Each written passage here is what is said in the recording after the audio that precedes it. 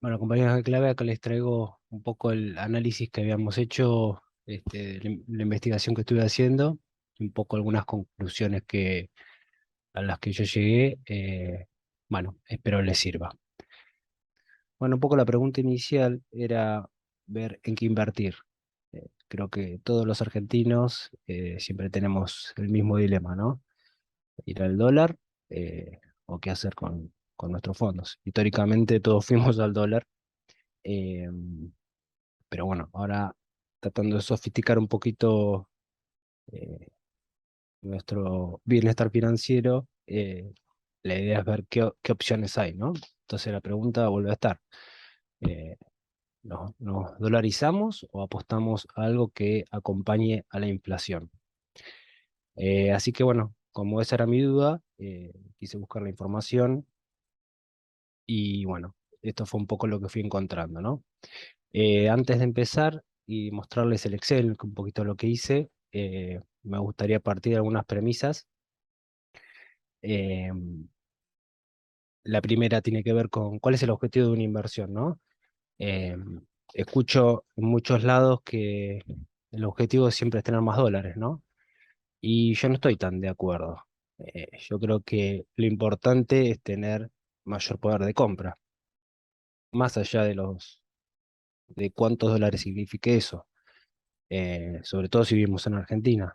Eh, Tenemos historia pasada donde, por ejemplo, hay atraso cambiario y si hubiéramos apostado al dólar, hubiéramos perdido. Entonces, yo creo que el objetivo, y así fue el análisis enfocado, el objetivo es poder comprar cada vez más bienes. Eh, y el bien puede ser cualquier cosa, incluyendo dólares. Después distinguir lo que es la inflación de la devaluación, que creo que eso está claro, pero bueno, la inflación es un aumento de precios de los bienes y la devaluación tiene que ver con cuántos pesos vale un dólar, ¿no? Que no es lo mismo, eh, y vuelvo a repetir, lo vimos cuando había atraso cambiario, donde hay estos últimos meses inflación, pero no hubo devaluación, salvo en julio, que ahí pegó un salto y ahora lo vamos a ver.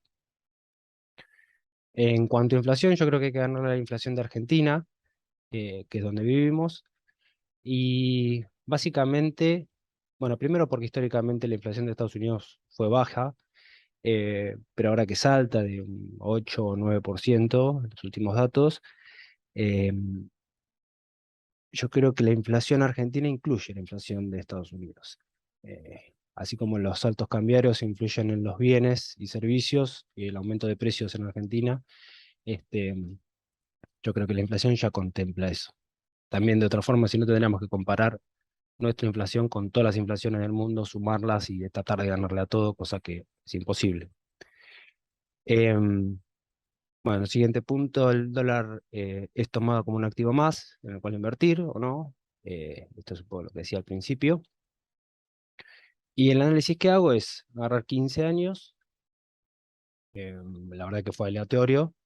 En principio agarré 10, después quise agarrar también el, el periodo de la crisis subprime, así que empecé en 2007 hasta hoy, porque así contemplaba ver qué pasaba con una caída tan fuerte que tuvo del 30 y pico por ciento el S&P, a ver, a ver qué pasaba. Así que bueno, ahora vamos a ver un poco la información, pero lo que yo quería hacer es decir, bueno, si pongo una inversión en el año 2007, ¿cómo me hubiera ido al día de hoy, 2020, junio de 30 de junio de 2020? Por lo cual esto no contempla ni buenos operadores, ni entrar bien o salir bien de los mercados. No es que yo compro en el dip y vendo en all time high.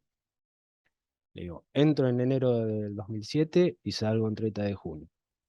Obviamente, si somos buenos operadores, los rendimientos que ahora vamos a ver van a ser mucho mejores. Pero bueno, la idea era que sea algo más estadístico, si se quiere, que, que partiendo de un buen operador o trader. Bueno, acá les traigo un poco la planilla. Yo estoy armando que va, como ven, desde el 2007 al 30 de junio del 2022. Lo que fui tomando fue año a año las variaciones porcentuales de cada activo. En este caso yo agregué Bima porque es un activo que yo tengo. Quería ver cómo me ha ido, pero yo estoy comparando el Merval, el dólar oficial, el CCL, que es el de Galicia, la inflación argentina, la inflación de Estados Unidos, el S&P y el S&P en dólares. ¿Por qué hago esta distinción? Porque yo que en el S&P en pesos, que obviamente no es en pesos, ¿no? Pero digo, solo estoy tomando la variación porcentual de cuánto cambió el S&P durante ese año. Y en el caso de S&P en dólares, que yo le puse más SL, no solo estoy tomando en cuenta la variación del S&P, sino también la diferencia de tipo de cambio de Argentina, cosa que se potencia para nosotros que tenemos como moneda el peso. Y acá abajo lo que tenemos es cada activo, Bima, Mermal, el CCL y S&P en dólares, versus la inflación, o sea, descontada la inflación. Acá, como vemos, bueno, en verde están todos los números positivos, en amarillo el ganador del año, el no sé, 2007 lo que ganó fue la inflación, en 2008 lo que ganó fue el dólar, CCL, no el oficial, bueno, y así.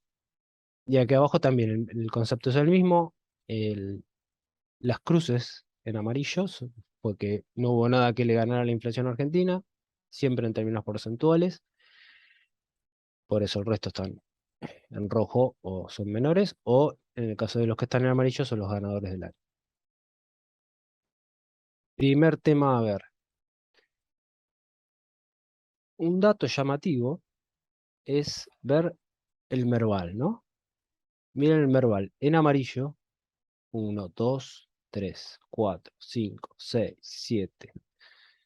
De 15 años, 7 años, está acá, el 47% ganó el Merval. Extraño, ¿no? Ahora, ¿qué pasa? Esto es la variación del año, ¿no? O sea, obviamente comparado con el año anterior. Cada año es comparado con el anterior. Pero esta es la variación anual. ¿Qué es lo que surge de esto? Que después lo vamos a ver a lo mejor con un poco de conclusión, ¿no? Pero, ¿qué es lo que surge de esto? Es que si nosotros conociéramos estos ciclos, es decir, no sé, 2 años ganadores, 2 años perdedores, 4, 5 años ganadores, años perdedores, es decir, si nosotros pudiéramos entrar y salir en esos años, la rentabilidad sería muchísimo mayor. O sea que por año absoluto, el Merval en muchas ocasiones es el ganador. ¿Qué pasa? Ahora cuando lo veamos acá en la parte de números, vamos a ver que el efecto arrastre y en el momento en que yo entré, va a cambiar mucho las cosas. ¿Por qué? Porque como obviamente hay un interés compuesto, si se quiere, eh, haber entrado mal me lleva mucho tiempo de recuperación. Por ejemplo, acá tuve en el Merval en el 2009, yo tuve 99% de rentabilidad sobre la inflación. em, Sin embargo, tuve un año anterior de un menos 75%, después un menos 53%, menos 46%. Acá, bueno, lo primero que se observa es que tenemos una variación, básicamente la volatilidad que tiene el Merval. Y otra cosa llamativa, uno diría, bueno, el S&P, eh, solo 3 años ganadores. Sin embargo, acá, bueno, acá vale aclarar que esto es una sumatoria de porcentajes, ¿no? No es un interés acumulado ni porcentaje acumulado, que eso lo estoy armando, pero todavía no está, es solo la sumatoria y esto es un promedio nada más. Por lo cual no significa que me vaya a tener esta rentabilidad, pero sí sirve a modo comparativo con los otros. Acá lo que vemos que a la larga, aunque el S&P solo haya tenido 3 años ganadores, el S&P más el CCL, ¿no? Eh, en el total, cuando cae, no cae tanto, incluyendo acá 2008 crisis subprime, que acá cayó un 38,5%, incluyendo todo eso, terminas teniendo a una rentabilidad, o sea, después de 15 años de haber sido mejor eh, negocio. Abajo vemos que hubiera sido, cuál hubiera sido la mejor inversión. Si hubiera, yo la verdad que no recuerdo si en 2007, 2008 y toda esa época, si había algún instrumento financiero que acompañara la inflación. No sé cómo tener hoy bono cero o plazo fijo UVA o algo así. Supongo que sí, o algo similar. Em, pero bueno, en estos casos hay veces incluso que conviene, por ejemplo, como el 2008, que hubiera convenido solo quedarse en dólar billete. ¿Por qué? Porque no tendríamos el castigo de la pérdida, perdón, del S&P. ¿Sí? Esto recuerden que es comparar por ejemplo, el S&P en dólares, es simplemente como ven acá, es restar el S&P en dólares menos la inflación. Y este S&P en dólares ya contiene el S&P más la evaluación del tipo de cambio. Bueno, y así sucesivamente, como van a ver acá, esto después les puedo compartir el Excel para que lo analicen, lo vayan viendo y hagan sugerencias. Bueno, acá está el CCL de hoy. Yo lo estoy grabando 20 de julio. eh, y esto está hecho al 30 de junio. O sea que la devaluación del CCL que hubo y la corrida y después de la renuncia de Guzmán y todo eso, todo esto no está contemplado. Así que todo eso eh, certificaría más todavía lo que va a ser la conclusión final, ¿no? Un poquito más me parece que conviene el dólar. En este caso yo hice el ejemplo y es muy importante, esto es lo que yo les decía, el efecto arrastre. Una cosa es analizar como acá cada año en particular quién es el ganador, y otra cosa es analizar a lo largo del tiempo, por el efecto arrastre y el interés compuesto que tiene mucha potencia. En este caso, lo que hice fue invertir 100.000 pesos en enero de 2007 e ir aplicándole todos los porcentajes que vimos en la primera hoja. Esto nos lleva a estos saldos, donde tenemos esta rentabilidad, a ver si se ve, y donde vemos que tenemos rentabilidades negativas, tanto en Merval, perdón, sí, en Merval, como, bueno, Vima en este caso, rentabilidad positiva en el dólar, o sea, si hubiera quedado en dólares, hubiera ganado solo en billete, y mucho más con el S&P. Estos son los porcentajes, esto vuelvo a repetir, esto es una rentabilidad, es una sumatoria, eh, perdón, esta rentabilidad es una sumatoria, pero bueno, como ven, miren, este 13% es similar al 10% histórico que da el S&P. Acá arriba lo que vemos es, miren, en amarillo, son quién ganó cada año. Estamos hablando de inflación argentina, desde el 2007 al 2016. Si hubiéramos podido seguir la inflación argentina, eh, hubiéramos ganado en todas las ocasiones, salvo el Merval que ganó en 2017, y después ya el S&P en dólares hasta el día de hoy, incluyendo esta caída de este año y este bear market, sigue siendo más rentable en dólares y en el S&P. Miren la diferencia, ¿no? Acá yo tengo salteado, era el Merval el que ganaba, que tenía más años de victoria y no la inflación, pero cuando empezamos a tener un efecto arrastre, el que gana es la inflación. O sea, si yo invertí concretamente 100.000 pesos en 2007, el efecto de arrastre hace que yo no me pueda recuperar con otros activos recién hasta 2017. O sea, pasaron 10 años para poder recuperarme de haber empezado mal, a lo mejor, en otros activos, ¿no? En S&P de un -38, un Merval -50. Bueno, seguimos con la presentación. Acá hay unos gráficos que están basados en las planillas que estuvimos viendo recién, donde vemos esa inversión en 2007 de 100.000 pesos, donde vemos las curvas, donde vemos en rojo perdón, la inflación argentina, y donde vemos cómo la inflación ganó siempre, salvo en 2017, que ganó el Merval, es en celeste, y ya en 2019 empieza a superar el dólar CCL. Acá está separado, no está puesto el S&P con más la devaluación, sino yo los quería analizar por separado. O sea, el S&P está solo por su propia variación y no por la potenciación del tipo de cambio. En este caso, sí está sumada y miren la diferencia, ¿no? A partir de 2017, 2018, ya acá ya empieza a potenciar y la diferencia estos son millones de pesos, años, miren la diferencia que hay y el potenciarse. Ya el dólar acá ya supera a la inflación y sumado a la variación del S&P es importante la diferencia. Ahora tengo dos grafiquitos más, que es ampliar toda esta zona del 2007 al 2017 para que vean estas fluctuaciones que por escala no se ven. Bueno, acá tenemos la ampliación para que veamos. Acá la inflación sigue ganando.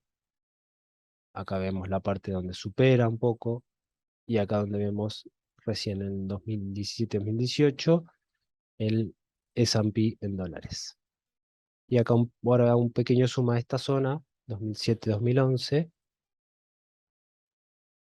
para que vean cómo está compuesto esta zona. O sea, hubo tramitos donde el dólar, siempre la inflación primero, ¿no? Pero después tenés el dólar en una parte, el Merval en otra parte, acá ya el S&P en dólares. Y este es el ejemplo concreto. A ver, tenemos los 100.000 pesos que los invierto en un ETF, o sea, básicamente en el S&P 500, en el ETF SPY, versus solo haber comprado dólares en 2007 versus la inflación. Es decir, empezamos de abajo. 100.000 pesos en 2007, si hubiéramos podido seguir la inflación sin ganar y perder, deberíamos tener 7.400.000 pesos para no ganar y perder. Es decir, 100.000 pesos de 2007 son equivalentes a 7 millones hoy. Vamos al tema dólar. Si hubiera tenido dólares, o sea, si hubiera decidido comprar dólares, hubiera comprado 32.489 dólares, porque estaba a 3 dólares, a 3 pesos con 0,78. Pasaron los 15 años, obviamente sigo teniendo 32.000 dólares porque no hice nada, los tengo en billete, pero hoy valen 255. Digo hoy porque esto está hecho el 30 de junio. Hoy es mucho más, que al 20 de julio. Eso significaría perdón, debería acá tener 8 millones de pesos, o sea que ya tendría casi 1 millón más de pesos que habiéndome quedado o siguiendo la inflación. Y si además lo hubiera combinado con un ETF, yo hubiera tenido los 100.000 pesos al tipo de cambio de 3,078, tendría 32.000 dólares. Con esos 32.000 dólares compro acciones o cuotas partes del ETF, el SPY, que estaba a 142 dólares, por lo cual tengo 228 cuotapartes o acciones del ETF. Pasaron 15 años, esas 228 acciones cotizan a $377. De 142, después de 15 años, ahora tengo 377 vale cada una de esas acciones. Multiplicado esto me da $86.000. O sea, de los $32.000, ahora tengo $86.000. Que a un tipo de cambio de CCL, que hoy está a 255, me da 21, casi 22 millones de pesos. Lo tenemos, 2 millones versus 8 millones versus 7 millones. Y acá, bueno, vemos la rentabilidad, ¿no? Que es esto sobre el capital invertido. Miren la diferencia de rentabilidad, 21.000%, 8.000%, bueno, 7.000. Esta es la inflación acumulada. Acá tenemos un promedio y acá tenemos restándole, o sea, versus la inflación. O sea, yo le hubiera hecho, si me hubiera quedado en billetes, dólares, hubiera hecho este porcentaje de 759 y si hubiera invertido en el SPY, hubiera hecho 14.000% de diferencia. Se hubiera ganado unos $24.000. Bueno, otro tema importante que veo, eh, esto está basado en lo que veíamos antes, que era esto, las variaciones porcentuales de año por año, ¿no? Si vamos acá, a ver, lo voy a ampliar para que sea mejor. Esto es año por año, cuál fue lo que ganó. O sea, lo que yo antes le había resaltado en amarillo, ahora acá está graficado para que se vea mejor. Acá están todos los activos por separado. eh, el rojo es la inflación, como ven. Y como verán, tenemos que la inflación ganó en el 2007, en el 2008 ganó el dólar, 2009 el Merval, por lejos, 2010 Merval, inflación, S&P, Merval, Merval, Merval, Merval, Merval, dólar, S&P, S&P, S&P, y hasta ahora, hasta el 30 de junio, ahora vamos a ver que ya no es más así, pero hasta el 30 de junio lo era, ganaba la inflación. Y ahora vamos a ver un gráfico siguiente que a los mismos activos le estoy restando la inflación para ver entre sí cuál es ganador. Todo lo que esté hacia abajo, que la línea cero, ¿sí? Es negativo, o sea que perdió contra la inflación. Básicamente es lo mismo, pero ya le estoy descontando la inflación para ver también el tema de porcentajes. Acá vemos los años. 1, 2, 3, 4, 5, 6, 7 años donde el Merval ganó, ¿no? Esto es lo que yo le decía que era llamativo. Entonces, algunas conclusiones. En este análisis, lo que noté es que la diferencia importante se da en el momento de entrada.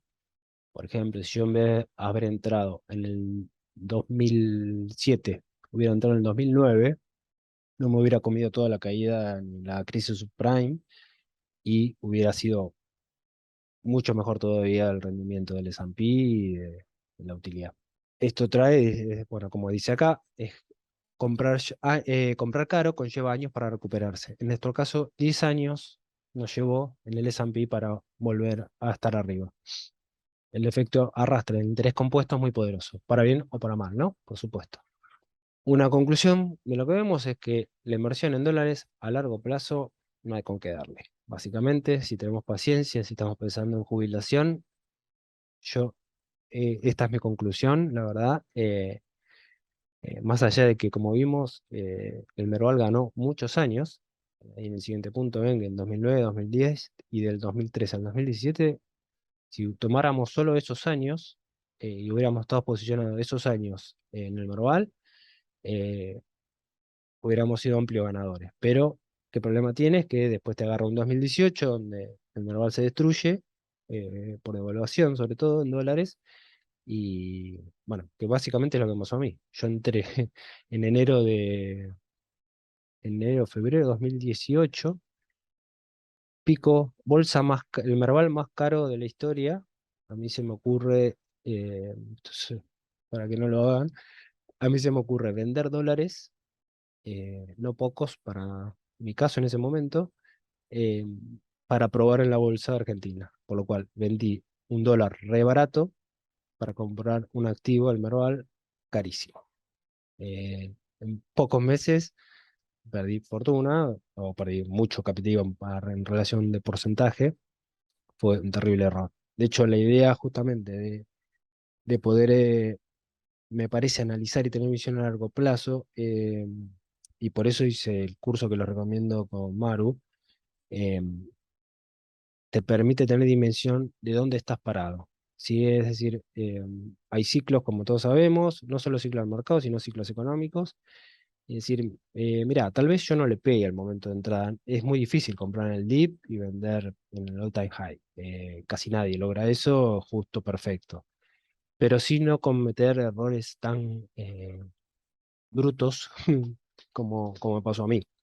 Entonces, por lo menos saber si estamos comprando, en qué momento de la curva estamos comprando. Así que bueno, acá abajo está justamente lo que explico es que el Merval gana muchas veces, pero cuando pierde, pierde por goleada. ¿Sí? Bueno, y acá un poquito está comparado lo que es el Merval en dólares, este, con el CCL, ¿no? El Merval en dólares, la línea celeste, y este es el CCL. Esto un poquito tiene que ver con lo que planteaba Matías en la estrategia Merval,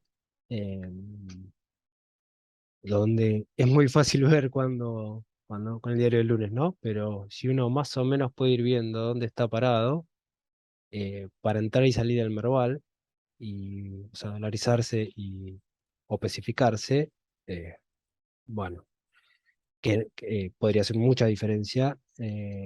Igualmente no es el caso del estudio que hice yo, ¿no? El mío era entrar a 2007 y salir, o sea, mecánicamente como un robot. Si además operáramos con conocimiento, bueno, miren las distancias, ¿no? que hay entre los picos que pega. Bueno, justo acá está el 2018. Bueno, yo acá entré al Merval. Miren lo que pasó, ¿no? Hasta acá, hasta el 2020.